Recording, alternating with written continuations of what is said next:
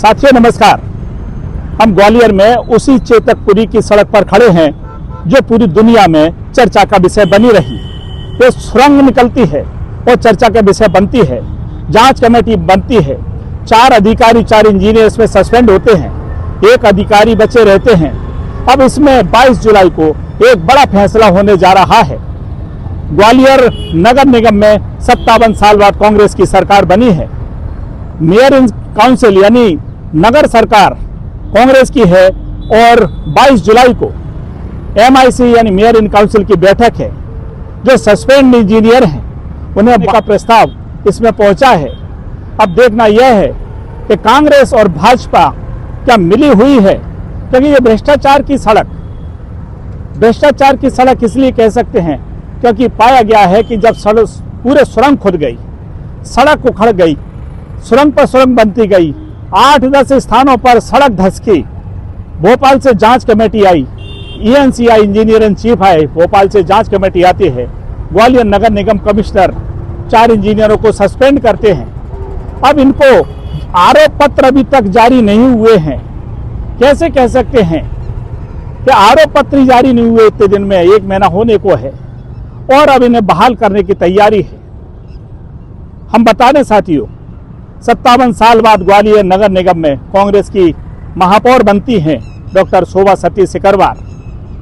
और पार्षदों की संख्या देखें तो 66 पार्षदों में 42 पार्षद भाजपा के हैं और 24 कांग्रेस के पार्षद हैं। इस हिसाब से देखें तो बोलबाला भाजपा के पार्षदों का है, लेकिन अंकगणित देखिए, तकनीकी गणित देखिए कि भाजपा विपक्ष में बैठी है नगर सरकार यानी नगर निगम की सरकार में, और सत्ता में कांग्रेस को माना जा रहा है। सारे फैसले, नीतिगत फैसले MIC लेती है और फिर परिषद में जाते हैं। परिषद में जो बहुमत होता है उसका फैसला लिया जाता है।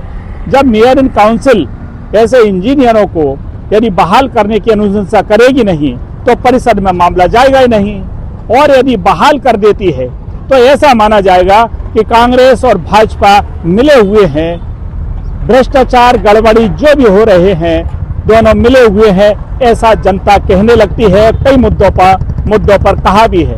अब देखना यह है कि इस मामले में क्या होता है, क्योंकि बड़ा मामला है। करीब 19 करोड़ रुपए की सड़क जो ड्रेनेज सिस्टम है, जो महल के अंदर से या जो स्टोन वाटर जाता था उसको मोड़ दिया गया है बसंत विहार से होकर, यहाँ लाइन डाली गई है स्टोन वाटर लाइन। बड़े स्तर पर गड़बड़ हुई है, पाया गया है। जांच कमेटी कलेक्टर ने जो गठित की थी और अभी ENC जो भोपाल से जांच कमेटी आई थी उसकी कोई रिपोर्ट आई नहीं है। ठेकेदार पर अभी तक कोई कार्रवाई नहीं हुई। इसके पूरे प्रोजेक्ट के जो अधीक्षण यंत्री है JP पारा, उनको भी अभी सस्पेंड नहीं किया गया, केवल कारण बताओ नोटिस जारी किया गया। 4 अधिकारी इसमें जो 4 इंजीनियर, सबसे नीचे की कड़ी आशीष राजपूत वे सस्पेंड हो चुके हैं। सुरेश अहिरवार इंजीनियर सस्पेंड हो चुके हैं। पवन सिंघल इंजीनियर सस्पेंड हो चुके हैं। महेंद्र प्रसाद अग्रवाल सस्पेंड हो चुके हैं। आरोप पत्र जारी नहीं हुआ तो कैसे कह सकते हैं कि ये दोषी है या इनकी जांच की जाए। और यदि मेयर इन काउंसिल इन्हें बहाल कर देती है तो आप ही समझ लीजिए कि नगर निगम में आखिर क्या हो रहा है। जनता चीखती रहे, चिल्लाती रहे, तड़पती रहे, हड्डियां तोड़वाती रहे, सीवर का गंदा पानी पीती रहे, घरों में नहीं घुस पाए, ओवरफ्लो सीवर हो रहा है, चारों जल भराव है, चीत्कार मच चुकी है, हाहाकार मच चुका है।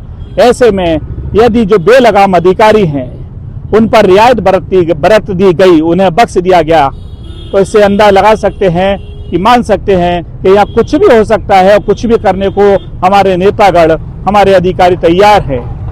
देखना यह है कि 22 जुलाई को मेयर इन काउंसिल की जो बैठक है महापौर डॉक्टर शोभा सती सिकरवार के अध्यक्षता में क्या फैसला लेती है।